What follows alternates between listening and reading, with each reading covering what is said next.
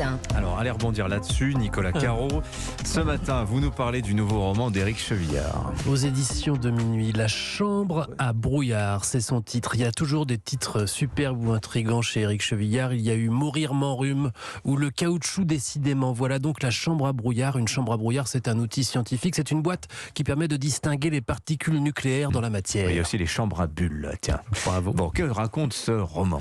Tout est dans cette question. Ça commence comme un polar drôlatique à la frère Cohen. Je dis ça parce que ce sont les aventures de deux losers. Au début du roman, il y a Oleg qui court poursuivi par deux policiers et le narrateur qui passe par là et qui croise son chemin. Or, Oleg lui met son butin dans les bras et hop, réflexe, le narrateur le planque sous sa gabardine et sauve ainsi Oleg qui est arrêté mais relâché aussitôt faute d'avoir trouvé sur lui l'objet du délit. Les deux se retrouvent au bistrot, deviennent de grands amis, même si, comme dit Oleg, on a plus vite fait de rouler sous la table que sur l'or. Ils deviennent amis donc et Oleg promet de s'acquitter de cette dette, mais ils deviennent aussi complices. C'est que notre héros a besoin d'argent et il s'explique. Mes parents, rats cupides, ne se saignaient que pour mes études, mon loyer et mes dépenses courantes, mais ils ne me donnaient rien pour vivre. C'est drôle comme du Chevillard. Effectivement.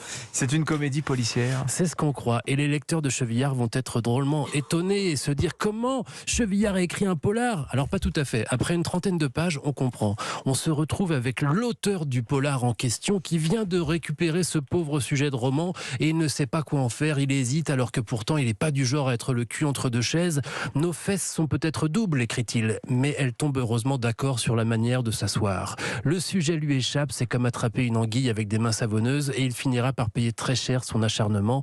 C'est un roman dans le roman dans le roman. C'est pas facile à chroniquer, mais un bonheur à lire qui tient par l'humour, mais aussi la virtuosité de Chevillard. C'est très rare ce genre d'écrivain. Vous pouvez faire le test chez vous. Vous lisez une de ses phrases et vous essayez de la tourner autrement. Eh bien, c'est impossible. Chaque mot est à sa juste place, toujours. Ah bah, et donc, c'est pas une déclaration d'amour, ça. La chambre à brouillard, le dernier Éric Chevillard aux éditions de Minuit. Laurie Choleva, on passe au cinéma. Oui, présente. Jean Dujardin sur les routes de France. Et oui, sur les chemins noirs, même, c'est le titre du film réalisé par Denis Imbert, adapté de l'œuvre à succès de Sylvain Tesson, véritable leçon de courage qui revient sur sa traversée de la France à pied après son grave accident. J'étais tombé du rebord de la nuit, m'étais écrasé sur la terre. Il avait suffi de 8 mètres pour me briser les côtes, les vertèbres, le crâne. Alors c'était dans un lit. Je m'étais dit à voix presque haute: si je m'en sors, je traverse la France à pied. Pierre, c'est de la folie, t'en as conscience. Oui, mais si je pars pas, je pète les plombs. T'as plus de 1000 bornes, là. 1003. Jean Dujardin donc endosse les traits de Pierre, un homme brisé qui va marcher pour se réparer. Écoutez-le me confier justement ce qui l'a poussé à accepter ce film. C'était samedi dernier dans Clap. C'est je m'amuse à dire un road movie fixe, mais c'est vrai qu'on est dans quelque chose de très mental, très méditatif, parce que j'en avais très envie depuis très longtemps de partir, de traverser dans les régions, parce qu'en fait je la connais pas la France, en fait on se rend compte qu'on connaît, il y a très peu d'endroits qu'on connaît, donc c'est vrai que c'est 1300 km en diagonale. J'étais très très curieux de ressentir quelque chose d'un peu nouveau, parce que pour le coup on déshabille totalement son jeu et on est dans quelque chose de plus à l'os. Il faut savoir que Jean Dujardin adore marcher et il le fait d'ailleurs dans sa vie privée chaque année avec ses copains scouts, anciens scouts. Un voyage donc introspectif qui délivre un message universel, celui de la réparation physique, morale, qui va toucher le plus grand nombre. Et puis surtout un voyage en pleine nature, hors du temps, qui permet d'admirer la beauté de nos paysages, de redécouvrir notre France rurale.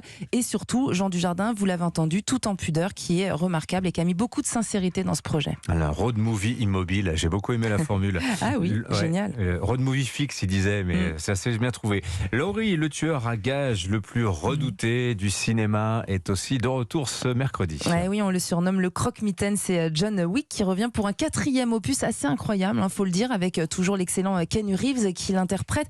Pour rappel, John Wick, c'est un ancien tueur à gages qui a repris du service après qu'on ait tué son chien. Au début, ce n'est qu'une affaire de vengeance, mais au fil des films, c'est devenu bien plus. Et dans cette suite, bien sûr, tout le monde veut sa peau. Tu es prêt, John? Oui. Et qui est-ce? Le marquis de Gramont. Je vais avoir besoin d'une arme.